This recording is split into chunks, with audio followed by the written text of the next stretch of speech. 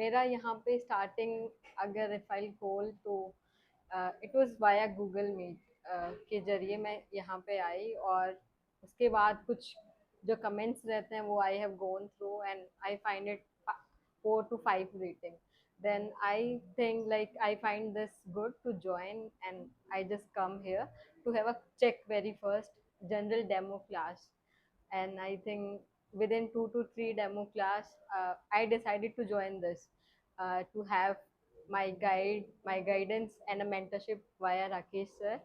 uh, in my first attempt, I scored 176 and able to crack the PhD entrance basically. After that, in my second attempt, it's 216 now, and I have qualified my net in UGC specific. Alongside, ऐसा नहीं था कि मैं सिर्फ पढ़ाई ही academic ही करने से चीज़ें होती हैं। मेरा थोड़ा अलग मानना है। आई थिंक मैं एकेडमिक्स के अलावा स्किल्स कैसे डेवलप कर पा रहे हैं अपनी आप, क्रिएटिविटी आप कितना कर पा रहे हैं, या आपकी जो अदर आपका प्रोफेशन है आप कैसे उसमें अदर फॉलो अप करते हैं, उस पर मैं ज़्यादा जोर देती भी हूँ। और जो लोग मिलते हैं मेरे से कनेक्ट होते हैं, हम सब का वही मोटो रहता है। तो एकेडमिक्स में it's like Monday to Friday मैं क्लासेस लेती थी। और इवन वेरी स्टार्टिंग में तो सर ने मुझे बोला भी कि आपको इधर ही फोकस करना है। बट जैसे ही मुझे टाइम मिलता था तो सर की परमिशन से मैं अपने इवेंट्स कंटिन्यू रखती थी। आई थिंक सर ऐसा नहीं था कि बिल्कुल मैंने कट ऑफ कर लिया था वहाँ से। तो Saturdays and Sundays I devoted, और उस टाइम पे सर के लिए कुछ मेजर चीज़ें लेके आना, आई थिंक अदर स्टेट से, वो भी रहा। तो ये चीज़ें भी कंटिन्यू थी। और उसके साथ ही अभी मैं अमंग 30 स्टूडेंट्स, अभी मैंने एक्सटर्नल अफेयर्स मिनिस्ट्री ज्वाइन कर ली है। तो पब्लिक पार्टनरशिप पॉलिसी पे I am working under 3 IFS officers. तो अभी वो कंटिन्यू रहेगा। तो मेरा पॉलिसी पेपर भी आएगा थोड़े दिन में, तो होप सो आप लोग गो थ्रो करेंगे। और कंटिन्यू है चीज़ें, PhD रहेगी, पब्लिक स्पीकिंग भी रहेगा, एंड लेट्स सी लाइफ में और क्या क्या करते हैं। बाकी huge credits to Rakesh sir for all the academics and yeah. तो अंजलि एकेडमी कितना बढ़िया कर रही है। क्या लगता है कि टीचर्स और स्टूडेंट का जो रिलेशन है अभी के दौर में, उसको मेंटेन करना आपकी तरफ से भी और हमारी तरफ से कितना मुश्किल या आसान होता है? पूरा 2 लाइन उस पर बताएं। इस दौरान जो मुझे मेजर चीज़ यहाँ पे मिली वो इमोशनल बॉन्ड था।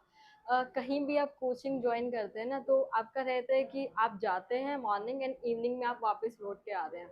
Simple bond, teaching and learning, nothing like emotional connection that you are able to develop.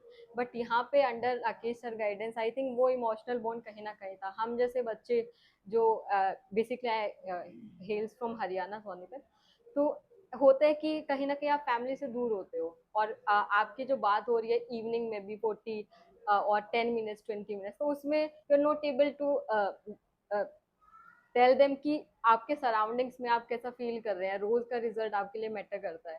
तो उसके लिए आई थिंक एक टीचर का इमोशनली आपसे कनेक्टेड रहना, आपके आई थिंक एक छोटे स्टेप में, एक छोटे सक्सेस में आपको मोटिवेट करते रहना, वो आपको एक असीम जो आप ऊंचाइयां लास्ट में करते हो प्राप्त, वो बहुत रोल प्ले करता है। जो अंडर दिस राकेश सर हमें मिला, और मतलब काफी सही था मेरे लिए वो चीज़। तो इमोशनल जो कनेक्शन होता है ना, तो आपका जो एनवायरनमेंट होता है वो पॉजिटिव रहता है, और आप एक कंटिन्यू ग्रोथ की ओर बढ़ते जाते हैं, रिस्पेक्टिव ऑफ कि आपके डिस्ट्रैक्शन हो रही है, आप मेंटली फील नहीं ठीक कर पा रहे हो, तो you are able to share. और इवन मैंने तो किया भी है, सर ने उस टाइम पे भी मेरा काफ़ी हेल्प किया था। तो ये बहुत अच्छी चीज़ें थी जो मैंने यहाँ से सीखी है। एक बार अंजलि काफ़ी कुछ ऐसा एंजाइटी था, अ, परेशान हो गई थी, तो कुछ इसको हेडेक या कुछ ऐसी प्रॉब्लम हो रही थी जो सोच के रात में भी सो नहीं पाना, कुछ इस तरह का था।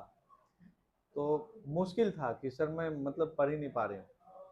फिर उस समय मैं बोला था कि जो रूममेट्स हैं या और हैं वो क्या कर रहे हैं, थोड़ा उससे अलग फील्ड की बात करो, इससे बाहर निकलो, और 2 4 5 दिन में फिर ट्रैक पे आ जाओगे, तुम्हें खुद ही लग जाएगा कि अब हमें पढ़ना चाहिए। ऐसा एक बार हुआ था कुछ, वो क्या था मुझे पूरा ध्यान नहीं आ रहा। आई थिंक सर जब आप मतलब कंटिन्यू सिलेबस बर्डन ज़्यादा ले लेते हैं, या आपके दिमाग में over thinking, being a student होता ही है, एक टाइम फेज रहता है कि हर चीज़ जल्दी अचीव करनी है, तो आप कहीं ना कहीं ओवर थिंकिंग जोन में चले जाते हो। तो उस वो condition generally it was there, और आई थिंक मैंने सर के साथ शेयर किया, तो इट टुक टाइम बट वो जल्दी हील फिर हो गया था। मेजरली आई थिंक उस टाइम पे सपोर्ट की यू हैव टू नीड। तो नए बच्चों से क्या कहना चाहेंगे एक लाइन में कि क्या करें ये आगे, कैसा, है ना? सबके लिए बस यही है कि जस्ट डोंट फोकस विद कि एकेडमिक्स ही अच्छा करना है, थोड़ा अपने आप को ग्रो करो, क्योंकि हम जो फील्ड में आने वाले हैं ना, ये सिर्फ आपका फैक्ट्स फिगर्स तक सीमित नहीं है। आपका कम्युनिकेशन, आपका बोलने का तरीका, आप सोशल हैं या नहीं, आपकी कनेक्टिविटी कितनी है, वो कहीं ना कहीं एक साइड बाय साइड डेवलप करो। और ये आपको कोई अलग से एक इंटरव्यू के लिए कोई प्रिपेयर करने नहीं आएगा, ये आपको खुद से करना है। खुद से आपको एक्स्ट्रा एडिशन करने हैं अपने आप में रोज की। Monday to Saturday okay I am devoting to my studies, but Sunday, Sunday को क्या कर रहे हैं, कुछ आप लिख पा रहे हैं, अच्छा आप लिखिए, रिसर्च पेपर लिखिए, आप पीएचडी में जा रहे हैं, आपका वहां पे सिर्फ इंटरव्यू जब आप अपीयर करेंगे तो वो सब करके आ रहे हैं, नेट जेआरएफ सब करके आ रहे हैं, आप एज कैसे लेंगे, उस एज पे आपको काम करना है और वही आपको सिलेक्शन दिलाएगा और शायद आप अच्छा कोई काम कर पाएंगे लाइफ में। तो स्किल्स पे थोड़ा काम करिए, वो मेजर है। बहुत अच्छा, यही हमारी उपलब्धि है। मैं जो बोलता हूँ कि नेट का रिजल्ट ही मेरे लिए मायने नहीं रखता, हम वो मैच्योरिटी भी बच्चों में भरने की कोशिश करते हैं कि अगर उसे बोर्ड पे खड़ा कर दिया जाए तो वो एक बेहतरीन मार्कर यूज कर सकती हैं और बेहतर तरीके से समझा सकते हैं। क्योंकि अभी आप सब छोटे हो लेकिन इतनी बातें अगर कर पा रहे हो, ये हमारे लिए बहुत बड़ी उपलब्धि होती है, जनरली नहीं देखने को मिलता है। और अपने यहाँ की जो आज़ादी है कि आप खुल के हर चीज़ रखो, बोलो, प्ले करना है आके बोर्ड पे कुछ करो, करते ही रहो और अपने आप को मैच्योर करो। चलिए, बहुत बहुत धन्यवाद अंजलि। बाकी यही मैं बोलूंगी कि जो भी होता है ना, आप एक बॉन्ड बहुत अच्छा बना के चलिए अपने टीचर से। आपको पॉजिटिव चीजें भी रखनी है और नेगेटिव भी, और एक आपके मेंटर या आपके गाइड ही ऐसे होते हैं जो आपकी दोनों पक्ष को जान रहे होते हैं, और दोनों पक्ष को जानते हुए भी वो आपकी ग्रोथ के बारे में ही सोचते हैं और आपके लिए शायद अच्छा ही सोचते हैं। तो चलिए, थैंक यू सर। बहुत बहुत